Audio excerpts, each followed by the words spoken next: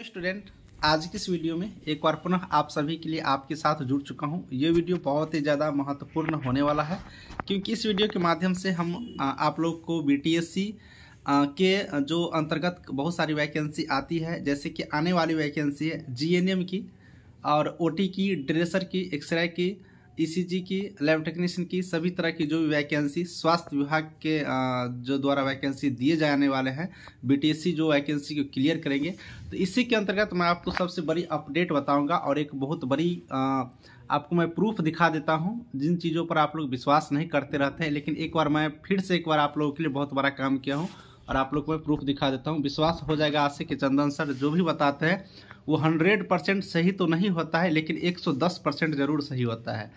BTSC GNM का भी यहाँ पर नई नियमावली पब्लिश कर दिया गया है पब्लिक डोमेन में। बहुत सारे स्टूडेंट देख भी लिए होंगे उम्मीद करता हूँ, और नहीं देखे होंगे तो मैं आज ऑफिशियल नोटिस जो है आपको मैं दिखाऊंगा इस वीडियो के माध्यम से। आप लोग चैनल को अंत तक इस वीडियो को अंत तक देखते रहिएगा, आपको हर एक चीज़ मैं दिखाऊंगा। साथियों, जीएनएम के बारे में सबसे पहले बात कर लेता हूं। जीएनएम स्टूडेंटों के लिए जो नई नियमावली बनाया गया है, इस नई नियमावली के अंतर्गत लिखित परीक्षा के माध्यम से, लिखित परीक्षा ऑन रिटेन एग्जामिनेशन के माध्यम से आप लोगों को यहाँ पर सिलेक्शन प्रोसेस होगा, नौकरी मिलेंगे। लिखित एग्जामिनेशन कहने का मतलब क्या है, मैं आपको नोटिस पर भी दिखाऊंगा, आप लोग गौर से सुनिएगा पॉइंट को। लिखित एग्जामिनेशन कहने का मतलब क्या हुआ, अब आप लोगों को ऑनलाइन एग्जामिनेशन लिया जाएगा। ऑब्जेक्टिव टाइप का प्रश्न पूछे जाएंगे, 4 ऑप्शन रहेगा, एक ऑप्शन सही मारना है। इस तरह से आपको एग्जाम लिए जाएंगे। बहुत सारे बच्चे लिखित एग्जाम का मतलब जो पेपर होता है ना एकेडमिक कोर्स में, जैसे जीएनएम या एएनएम या भी कोई कोर्स करते हैं, परीक्षा देने के लिए जाते हैं, पेपर पे जैसे कि भरना रहता है सब्जेक्टिव, वो नहीं होगा। सब्जेक्टिव नहीं पूछे जाएंगे, ऑब्जेक्टिव पूछे जाएंगे। ठीक है, ऑब्जेक्टिव टाइप के 100-100 प्रश्न पूछे जाएंगे। और मैं आपको सबसे बड़ी बात ये बताने के लिए आया हूँ कि देखिए, नियमावली तो इस महीने में बना है, सभी को पता होगा। नियमावली जब भी बना उसका डेट लिखा है, मैं नोटिस पर दिखा देता हूं, अभी आप लोग भी आंख खोल करके देख लीजिएगा।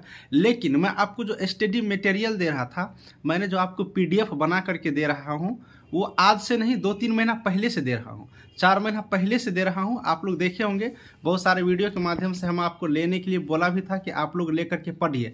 देखिए, हमको कैसे पता था कि सिलेबस वही होगा। बहुत सारे बच्चे पूछ रहे थे कि अभी सिलेबस जारी नहीं हुआ, सिलेबस आपको पता नहीं है तो आप कैसे बना लिए, किस आधार पर बना लिए, आप बच्चे को भ्रमित करते हैं। नहीं, अगर मुझे जानकारी इस बात का नहीं होती कि इस टाइप का सिलेबस होता तो मैंने पीडीएफ आपको देता ही नहीं। और 2 महीना 3 महीना पहले से मैं जब आपको पीडीएफ दे रहा हूं, और सेम वही सिलेबस आज जो नियमावली बना है इस नियमावली में छापा गया है। तो मैं अपने एक्सपीरियंस के आधार पर, अनुभव के आधार पर मैं आपको अपना सिलेबस रेडी किया था और उस सिलेबस के अकॉर्डिंग आपको मैंने पीडीएफ दे रहा हूं। और वही सिलेबस आज जीएनएम का जो नई नियमावली बना है, ओटी का जो नई नियमावली बना है, एक्सरे का जो नई नियमावली बना है, ड्रेसर का जो नई नियमावली बना है, एएनएम का तो मैंने कई बार बता भी रखा हूँ, एएनएम का तो जिक्र ही नहीं कर रहा हूँ, सब में सेम टू सेम मिल गया। तो अब तो आप लोग पढ़ लो यार। अब तो आप लोग स्क्रीन पर जो व्हाट्सअप नंबर दिख रहा है, इस पर मैसेज करो, पीडीएफ लो और पढ़ो। फिर वही हाल होगा, जो लोग बच्चे पढ़ के जाएंगे और एग्जाम हॉल से निकलेंगे तो कहेंगे सर वाह, बहुत सारे क्वेश्चन से मैच कर गया। 100% प्रश्न किसी भी स्टडी बुक से पढ़ लीजिए, किसी भी किताब से पढ़ लीजिए, नहीं मिलेगा। मैं भी कहता हूं कि मेरे जो स्टडी मटेरियल है आप उसे पढ़ लीजिए, 100% प्रश्न मिल जाएंगे, कभी नहीं मिलेगा, इसकी गारंटी है। लेकिन हाँ, इस पैटर्न का, इस लेवल का, इस आधारित आपको जो मैंने यहाँ पर रेडी किया हूँ वो आपके एग्जाम के लिए बेहतरीन है। ठीक है, क्योंकि मैं कई जो स्वास्थ्य विभाग के एग्जाम होते हैं, जैसे रेलवे में, या फिर मैं आपको बीटीएससी एक बार एएनएम के एग्जाम लिया है हेल्थ विभाग से रिलेटेड, इसमें इससे पहले जो राज्य स्वास्थ्य समिति के माध्यम से एग्जाम लिए गए उन सब मैंने कई बार स्टडी मटेरियल प्रोवाइड किया हूँ, बच्चे पढ़ करके पास कर रहे हैं। तो अब आप लोग भी जो भी बच्चे हैं वो ड्रेसर, ओटी और यहाँ पर मैं बताऊँगा जीएनएम, एएनएम, इतने सारे का अभी मैं स्टडी मटेरियल रेडी किया हूँ, आप लोग लेकर के पढ़िए। उसकी क्लासेज भी मैं चलवा रहा हूँ, ग्रुप में भी जोड़ दूंगा, लेकर के पढ़िए। व्हाट्सअप पर जो स्क्रीन पर दिख रहा है ना व्हाट्सअप का नंबर, इस पर मैसेज करना, कॉल नहीं करना। अब नंबर देखोगे सारे लोग कॉल करोगे, कितना फ़ोन उठाएंगे, इसलिए मैं नहीं कहता हूँ कि फ़ोन करिए। आपको कोई प्रॉब्लम भी होता है तो आप मैसेज कर दीजिए। मैसेज में क्या होता है ना कि बहुत सारे बच्चे, बहुत सारे स्टाफ यहाँ पर हैं 2-3 जो उस व्हाट्सअप को देखते रहते हैं कंप्यूटर पर, और हम भी कभी कभी देखते रहते तो हम भी आपको रिप्लाई कर देंगे। अब फ़ोन से एक एक से बात करना थोड़ा सा मुश्किल होता है। तो ये सब कुछ आपने समझ गया। अब मैं आपको दिखा देता हूँ जो स्क्रीन पर नोटिस, जिसमें सिलेबस के बारे में अभी जिक्र किया गया अभी, और मैंने पहले से आपको सिलेबस के अकॉर्डिंग PDF बना कर दे रखा हूँ। तो इस आधार पर आप लोग समझ पाएंगे कि सर सही बोले थे कि नहीं। तो चलिए देख लीजिए स्क्रीन पर। साथियों, ये रहा बिहार गजट, और इस बिहार गजट में यहाँ पर आप लोग देखेंगे, ये बिहार गजट के अंतर्गत जो है 9 दिसंबर को ये रिलीज किया गया है, सोमवार के डेट में। देखेंगे इस महीने में 9 दिसंबर को रिलीज किया गया है, जिसमें आप लोग देखेंगे बिहार परिचारिका संवर्ग नियमावली 2024, ये आपको नोटिस है। जो इम्पोर्टेंट है मैं उसको आपको बता दे रहा हूँ। इसमें इम्पोर्टेंट बात करेंगे तो क्वालिफिकेशन की बात करेंगे। क्वालिफिकेशन में जो बच्चे GNM पास हैं, जो स्टूडेंट BSc नर्सिंग कंप्लीट कर चुके हैं, वो इस फॉर्म को भर पाएंगे। ठीक है, न्यूनतम एज 21 वर्ष होना चाहिए, इस बात को आप लोग समझ लीजिए। न्यूनतम एज की मैं यहाँ पर जो जिक्र किया है मैं उसी को आपको बता दिया हूँ यहाँ पर। ठीक है, तो GNM BSc नर्सिंग करेंगे। याद रखिएगा, अगर आप कहीं से भी GNM किए हैं, बिहार से किए हैं तो कोई बातें नहीं, तब तो कोई दिक्कत नहीं है। GNM या फिर BSc नर्सिंग अगर आप बिहार से किए हैं तो कोई दिक्कत नहीं है। अगर आप बाहर से किए हैं, किसी अदर स्टेट से आप GNM या फिर BSc नर्सिंग किए हैं, तो आपको जो रजिस्ट्रेशन है वो रजिस्ट्रेशन BNRC में ट्रांसफ़र करा लीजिए। ठीक है, जितना जल्दी होता है BNRC में ट्रांसफ़र करवा लीजिए, तभी जाकर के इस फॉर्म में आप लोग भरेंगे और नौकरी में आपको कोई प्रकार की दिक्कत नहीं होगा। तो ये रजिस्ट्रेशन होना ज़रूरी है। अगर आप बिहार में जो GNM की 6000 प्लस वैकेंसी आने की यहाँ पर पूरी चल रही है, अधिसूचना भेजी जा चुकी है, तो उसमें आप लोग अप्लाई कर पाएंगे। तो ये चीज़ आप लोग यहाँ से गौर से समझिएगा।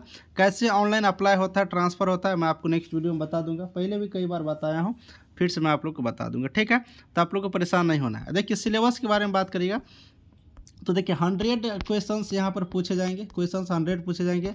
100 मार्क्स का यहाँ पर एग्जाम होगा। 2 घंटा आप लोग का टाइम दिया जाएगा। मैं मोटे मोटे तौर पर बता रहा हूँ, फिर से मैं बताऊंगा अगला वीडियो में एक एक चीज़ करके। मैं यहाँ पर मोटे तौर पर आप लोग ये जो 75 अंक देख रहे होंगे, ये 75 अंक क्या होता है। जैसे कि आप 100 क्वेश्चंस का एग्जाम हुआ, इसमें अगर आप 60 अंक लाते हैं तो 60 में .75, 75 अंक मतलब 75% निकालना है। जितना परसेंट आप अंक लाइएगा एग्जाम में उसमें, तो मान लेते हैं 100 एग्जाम है, 100 का 100 में आप 60% यानी कि 60 क्वेश्चन सही करिएगा, तो उसमें .75 से गुना करिएगा तो कितना हो जाएगा, 42 हो जाएगा। ठीक है, आप गुना करके देख लेना। 56 30 का 0, 7 6 के 42, 42 3 45 हो जाएगा। ठीक है, गलती हो गया, यहाँ पर सही कर लेते हैं। 0 7 6 के 42, अच्छा 25 30 का 0, 7 6 के 42, 3 45, 45 हो जाएगा। तो 45 अंक आया, तो ये होता है 75। ठीक है, इतना आप सिंपली समझिए। 100 का क्वेश्चंस का एग्जाम होगा, 100 मार्क्स आपको दिए जाएंगे, 2 घंटे का समय रहेगा, निगेटिव मार्किंग भी रहेगा। ये सारी चीज़ें जो बिहार राज्य में सरकारी हॉस्पिटल में अगर आप यहाँ पर काम कर रहे हैं संविदा पर, तो 1 वर्ष के लिए 5 अंक दिया जाएगा आपको बोनस के रूप में। अधिकतम 5 साल तक दिए जाएंगे, यानी कि 25 अंक आपको अधिकतम दिए जाएंगे। तो ये चीज़ है जो एक्सपीरियंस पर काम कर रहे हैं उनके लिए। देखिए एग्जाम्पल देकर भी यहाँ पर बताया गया है प्रतियोगिता परीक्षा में जो आप लोग को कैसे अंकों के गुना किया जाएगा, यानी कि 0.75 से गुना कर दिया जाएगा। जितना भी अंक लाइएगा, 100 एग्जाम होगा, 100 में अगर आप मान लो 40 अंक लाए हैं तो 40 में 0.75 से गुना कर दिया जाएगा। अब जितना आएगा 0 7 चौक 28 2 30, यानी कि 30 हुआ, तो 30 नंबर आपको ये हुआ। तो ये चीज़ हो गया, तो ये चीज़ होगा। अब सिलेबस की बात करेंगे तो देखिए सिलेबस क्या होगा। देखिए क्या लिखा है, आंख खोल कर देखिए।